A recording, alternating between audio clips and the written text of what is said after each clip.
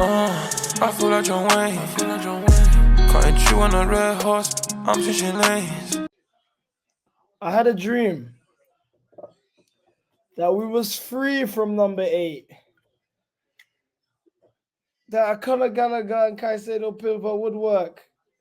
A dream that the masses will understand that maybe Pochettino isn't the problem, and the directors forced him to play a certain somebody who didn't fit the system, that isn't as good as they say. I had a dream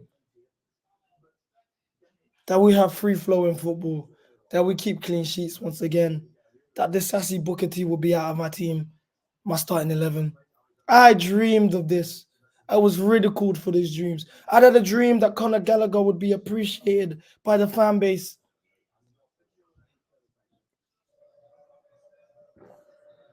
Why do my dreams come true?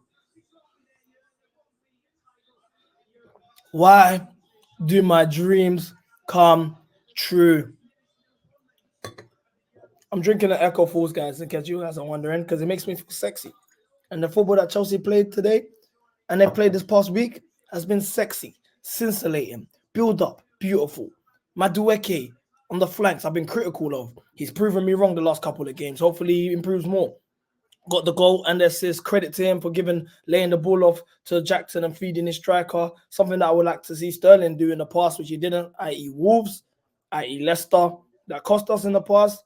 I'm seeing Madueke, a younger man, doing that. Credit where it's due. I criticize him a lot, but credit where he's due, stepping up. That's what I do. When I criticize these players, it's not because I don't want you to do well at my club and I want you sold. I want you to prove me wrong. But after a while, if I feel like you're not going to prove me wrong, you got to go. Chalobah, right back shift, performed, quality performance. How can I criticize you? How can I criticize you? The likes of Disasi, look at life without him. Clean sheets all around, thanks to the crossbar. Thanks to the crossbar, but regardless, Conor Gallagher, goal. How many great performances has he dropped without Daddy Yankee in the team? Without Anwell in the team? Without Bad Bunny in the team? Without Felipe Lobos in our team?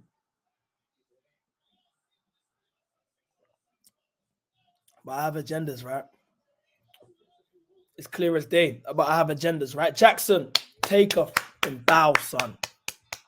How many goals is that? 14 in the league. More non-penalty goals than Salah and Saka. In your first season as an out-and-out striker in the Premier League, he cost us £30 million. Plus the build-up, the hold-up play that you do and the dribbling and the link-up and everything that you provide. Fair enough, you missed some big chances. But this is what you're bringing out in your first season. And you're 22. I'm looking forward for the next 4 or 5 years. I'm looking forward to seeing you in the next 4 or 5 years. What a player. Caicedo looking like an £115 million midfielder again. I told you guys when we won 6-0 to Everton. I've been saying this. I noticed that we are a better team without Enzo. Newcastle, Carabao Cup, quarterfinal, at home. It was a goal down, was getting dog walked in midfield. He got hooked in the 20th minute. We dominated the game. We clawed back, last minute goal thanks to Mudryk. One of the only few good contributions he's been to the club. We won the penalty shootout. And I said to you guys, he was even crying after the game because he knew, fuck, I've been finished. Mom, I'm doing a video. 6-0 against Everton. I told you guys, we are a better team without Daddy Yankee. Yeah? I'm just still pouring microphones. Everyone's, oh my gosh, we got an agenda. Please start him against City. We need it for the build-up. He had less touches than our keeper. It was awful. Played against Arsenal, even though I said he should be dropped if he's injured as bad as they say, right? He plays. He was awful once again. Odegaard absolutely bossed him. One of the best midfield performances I've seen in a Chelsea game in the last 3-4 years. Absolutely quality performance. Now, since he's left us, 2-2 against Villa, we should have won. Fuck PGMOL. Spurs 2-0, popping the ball around. Conor Gallagher assist. Quality performance all round. 5-0 to West Ham. Got reclaimed our goal difference that we lost to Arsenal. But everyone was saying, all the Enzo sexuals were saying, watch when we lose all the games when he's not here and they can't blame him anymore. And we actually look good. Now they're doing tactical analysis, talking about inversion and half spaces and zone 19s and the JDPs. And bro, stop it. You're not, if you ain't got a coaching badge, don't try and talk to me as a tactical, please. If you ain't got a coaching badge, FA level 1, even I got that coaching my little brother's football team back in the day, bro, past Lowe's Park. So if you ain't got a coaching bag level 1, please don't chat to me. Now, anyway, as I was saying, I told you guys about Enzo being a problem. Now I've told you guys from the very beginning. I lost my head at the Arsenal game. We lost 5-0. Obviously, I was calling for everyone's head, including Pochettino. But you guys know me from the very start. You know my stance. The players ain't good enough. Poch is not the problem. I've seen what he's done with the lack of experience, how many players he's improved, whether it's Palmer, whether it's Jackson, whether it's Gallagher, whether it's Gusto. I give credit where it's Chalobah. I give credit where it's due.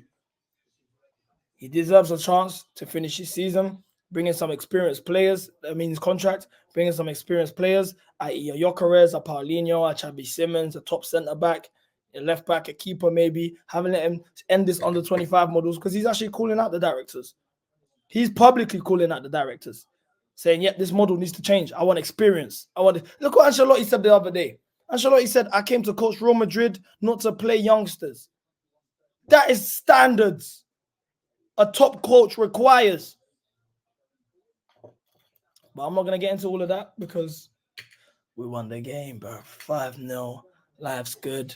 Now everyone's realizing maybe Poch ain't the problem. Maybe we should give him another year. Like I've been telling you guys, and got cooked for. Maybe Conor Gallagher is a good player, like I've been telling you guys and got cooked for. Oh, maybe Enzo is the problem, like I've been telling you guys and get cooked for. The people's champ has to be what the people can't be.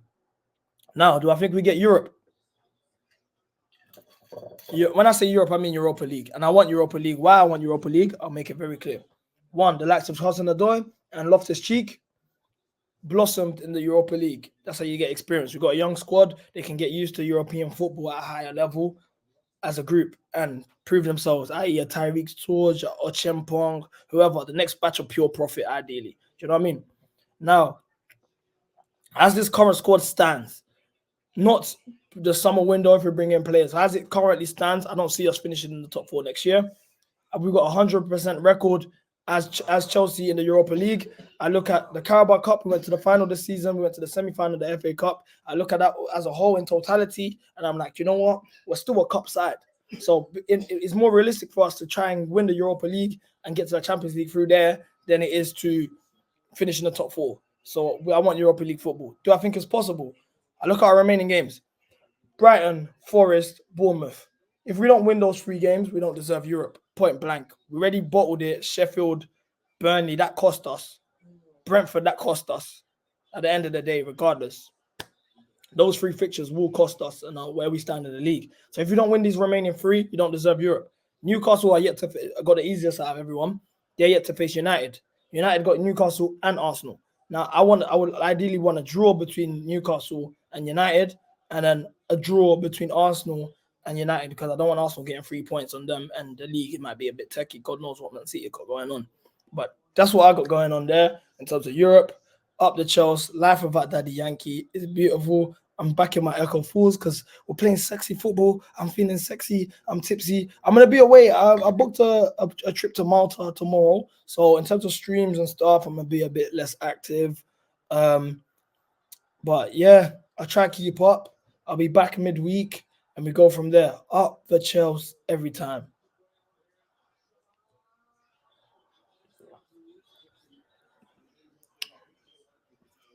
Up the Chelsea. Live without Daddy Yankee. Smell the aromas. Smell the aromas. I feel like John Wayne. Cutting through on a red horse. I'm switching lanes.